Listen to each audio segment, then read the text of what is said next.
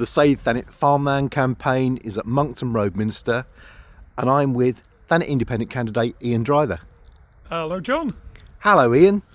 Yes, I'd like to tell people about the campaign, but before we get into the policies that we're talking about, the first thing everybody needs to know, on the 1st of May, you will have 2 elections taking place.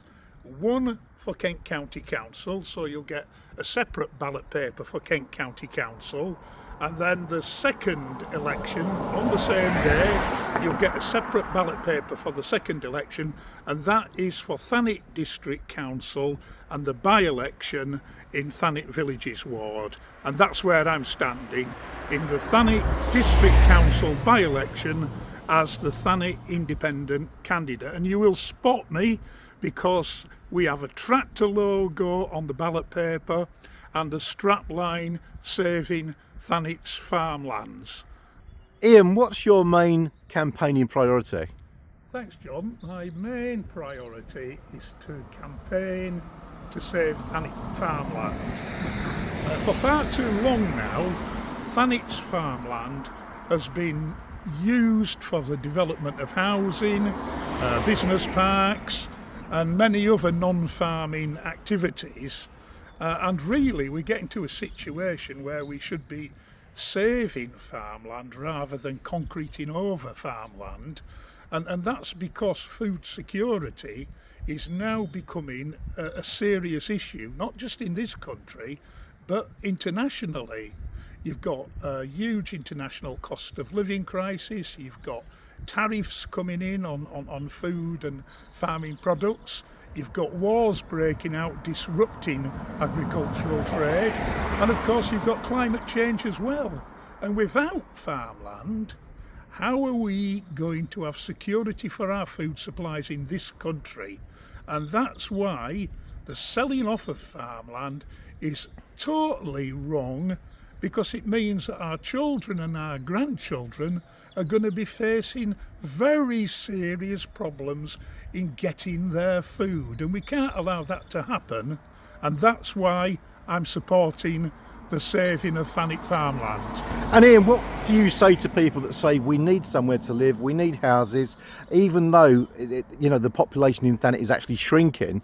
What would you say to people that say we need affordable housing, we need houses for young people? I totally understand that, and actually we do need more housing, that's the thing, but that housing can be provided on what's called brownfield sites. That's land that's never been used before, has been used before for other purposes, and there is plenty of brownfield land around Thanet and further afield in Kent.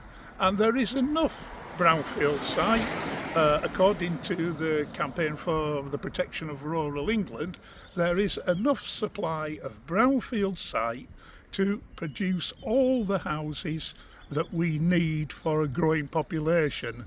And it's just economically easier for the developers to have a piece of land where they can put hundreds of houses, rather than using brownfield sites where it might be 50 here, 100 there, where it's going to be more expensive. It's all about profit. So you're saying they're building on our prime agricultural farmland because it's cheaper? Absolutely, yes.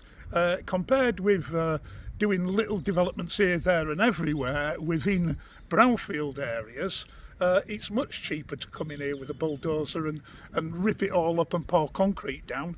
But at what price? What does that cost in the long run? It's costing the food security of our children and our grandchildren, whilst the developers stuff cash in their back pockets. It in theory means that people can be starving in this country one day. So the current government and the previous government have made it easier for developers? They have, yes. Government after government have been introducing planning laws which makes it so easy, or a lot easier than previously, to buy agricultural land and to put housing on it. The law urgently needs to be changed, but nobody's listening. The Tories have not been listening, and neither have the Labour Party. And in fact, if anything, the Labour Party is introducing new planning legislation which is going to make it even easier to build on farmland. So this really is our last chance. I see it like a last chance, and that's why I see this election as a referendum rather than a vote on me. I think the issue is of saving our farmland is so big and so powerful that people who go voting from the Thanet Villages area on the 1st of May look at the vote as a referendum on saving all the farmland in Thanet. Not just in Thanet Villages, in Broadstairs, in Ramsgate, in other areas. So what we're saying, with the Kent County Council elections, you've got 2 Kent County councillors. Correct. Vote for them for whatever party you wish. Correct. But please vote for Thanet Independent, Save Thanet's Farmland, Ian Driver, driver tractor. I wish I could. Thank you, John. Vote for Ian Driver on the 1st of May.